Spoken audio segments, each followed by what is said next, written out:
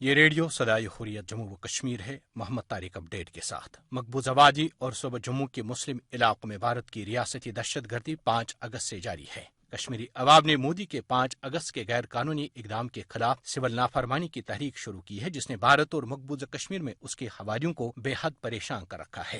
بھارتی فوج مقبوضہ کشمیر میں بدترین تشدد کو بطور ہتھیار استعمال کر رہی ہے۔ بھارتی جریدہ فرنٹ لائن نے اپنی رپورٹ میں کہا ہے کہ بھارتی فوج کشمیریوں کو ڈرا دمکا کر میڈیا سے بات کرنے سے روک رہی ہے۔ فرنٹ لائن نے مقبوضہ کشمیر میں مودی حکومت کے مظالم کی تصدیق کرتے ہوئے اپنی رپورٹ میں کہا ہے کہ مقبوضہ کشمیر میں بھارتی فوج کے پرتشدد واقعات کی تعداد بہت زیادہ ہے۔ غیر ملکی میڈیا پر تو ان میں سے چند ہی واقعات سامنے آ سکے ہیں۔ انسانی حقوق کی عالمی تنظیم ایمنسٹی انٹرنیشنل نے کہا ہے کہ مقبوضہ کشمیر میں بھارت کا فوجی محاصرہ جاری ہے۔ اختلاف رائے رکھنے والے سیاستدانوں، کارکنوں، حتیٰ کہ بچوں کو گرفتار کیا جاتا ہے۔ اپنی دستاویزی رپورٹ میں ایمنسٹی نے کہا ہے کہ گرفتار کیے گئے افراد کے اہل خانہ اور وکلاء کو ان تک رسائی نہیں دی جاتی، جو کہ منصفانہ ٹرائل کے حق کی سخت خلاف ورزی ہے۔ اقوام متحدہ میں پاکستان کی سبکدوش مندوب ڈاکٹر ملیحہ لودھی نے اقوام متحدہ کے سیکرٹری جنرل اینٹونیو گوترس سے الوداعی ملاقات کی۔ انہوں نے سیکرٹری جنرل کو مقبوضہ کشمیر کی صورتحال کے بارے میں آگاہ کرتے ہوئے کہا کہ بھارت نے گزشتہ 76 روز سے 80 لاکھ کشمیریوں کو محصور کر کے ایک بڑا انسانی بحران پیدا کیا ہے۔ پاکستان کو بلیک لسٹ کرانے کا بھارتی خواب چکنا چور ہو گیا۔ پاکستان کی چین، ترکی اور ملیشیا نے بھرپور حمایت کی اور بھارت کی پاکستان کو بلیک لسٹ میں دھکیلنے کے عزائم خاک میں ملا دیے۔ اپڈیٹ ختم ہوا۔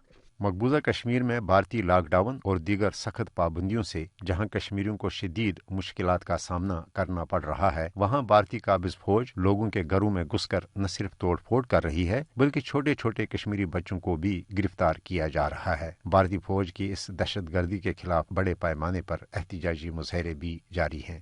سماعت فرمائیے احتجاجی مظاہرے کے دوران کشمیری خواتین کی گفتگو پر مبنی یہ رپورٹ۔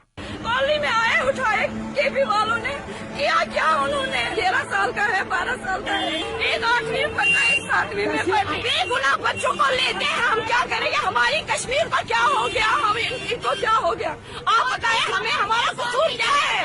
آرمی ہے یہاں پہ، آپ آرمی سے پوچھیں کہ یہ کیا پتھر کر رہے ہیں؟ ہمارے پڑوسی ہیں، ادھر چھوٹے چھوٹے بچے ہیں، یہ بڑے نہیں ہیں، چھوٹے بچے پڑھتے ہیں۔ اور کہاں جائیں گے؟ چاہے آرمی والے، چاہے کشمیر پولیس والے، ایک جیسے سب۔ پتھراؤ یہاں کوئی نہیں کرتا ہے۔ جب لڑکوں کو لے جاتے ہیں پتھراؤ کون کرے گا؟ یہاں پہ شام کو آ جاتے ہیں، رات کو مارتے ہیں عورتوں کو، پتھراؤ کون کرے گا؟ ہم کے ڈر کے ہمارے بچوں کو باہر بھی نہیں نکالنا پڑتا ہے۔ بچوں کو کیسے نکالیں گے؟ لڑکے کیسے نکلیں گے؟